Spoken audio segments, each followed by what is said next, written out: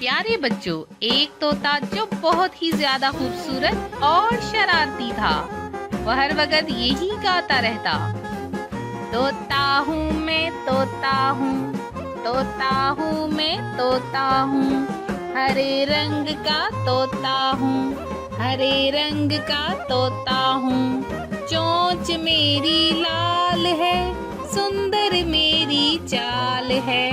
चोंच मेरी लाल है, सुंदर मेरी चाल है।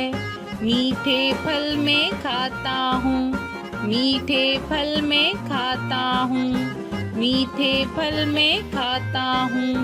तोता हूँ मैं, तोता हूँ, हरे रंग का तोता हूँ। जब जब माली आता है, जब जब माली आता है, पत्तों में छुप जाता हूँ।